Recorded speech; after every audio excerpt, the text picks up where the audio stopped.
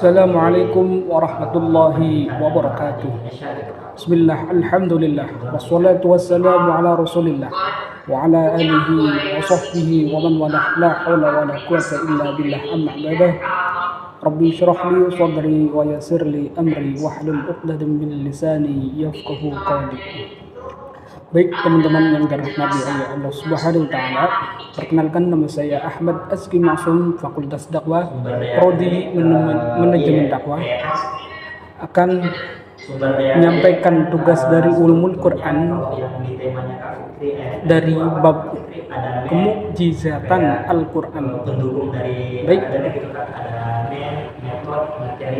apa yang dinamakan mukjizat?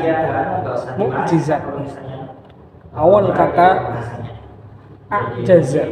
Kata a'jaza berawal dari kata a'jaza yu'jizu i'jazan wa mu'jazan fa huwa mu'jizun wa dzaka mu'jazun a'jiz la tu'jiz mu'jazun mu'jazun wi'jazun. Kalau sudah ditambahi hamzah, lafaz a'jaza artinya melemah. Kalau sudah ditambahi hamzah artinya a'jaza, artinya melemahkannya. Ya, di sini ketika disandingkan dengan lafaz Al-Quran menjadi i'jazil Quran, i'jazil Quran artinya menjadi melemahkan Al-Quran. Siapa yang dimelemahkan Al-Quran? Ya, perlu objek.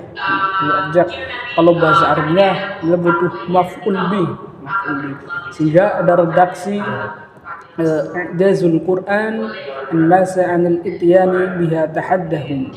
I'jazul Quran, melemahkannya Al-Quran, an-nasa kepada manusia, 'anil ityani tentang menandakan biha bima tahaddahum terhadap apa-apa yang mereka tantangkan.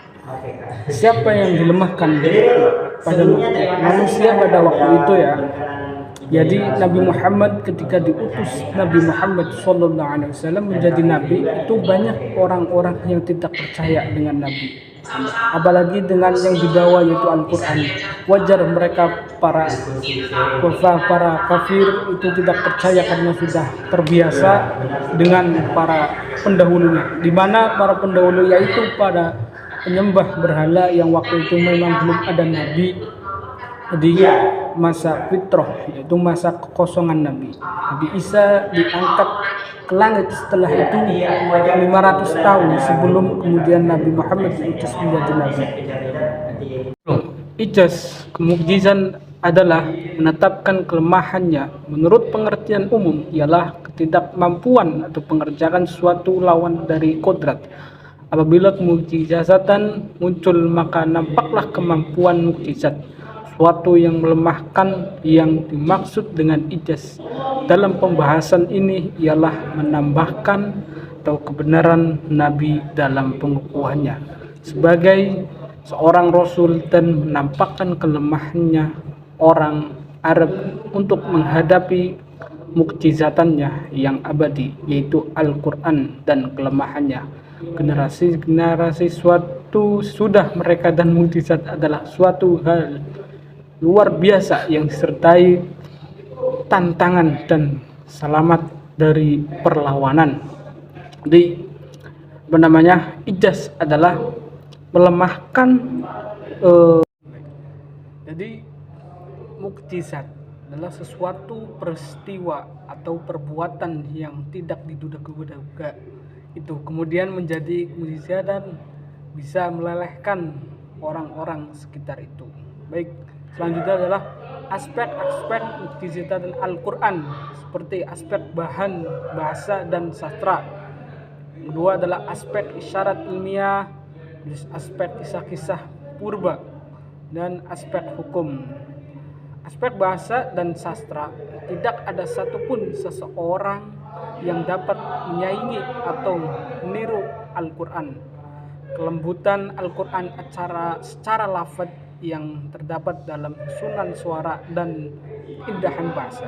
Selanjutnya beberapa ayat memuat nada dan irama yang menyenangkan bagi pendengar. Selanjutnya menerangkum keindahan dan kemudahan memahami sekaligus keseraian Al-Quran baik untuk orang awam maupun cendekiawan. Selanjutnya, aspek isyarat ilmiah. Beberapa ayat memuat berita-berita, kejadian-kejadian dan fakta-fakta ilmiah yang mendahului zaman sebagai baru menjawab zamannya sebagai baru jawab di era sekarang. Ayat-ayat yang mengisyaratkan ilmu mengetahui tidak ada yang bertentangan dalam fakta ilmiah pengetahuan modern. Bentuk ilmu pengetahuan yang terkandung multidisiplin, matematika, biologi, fisika dan sebagainya. Mungkin itu saja yang saya sampaikan. Jadi mukjizatan Al-Quran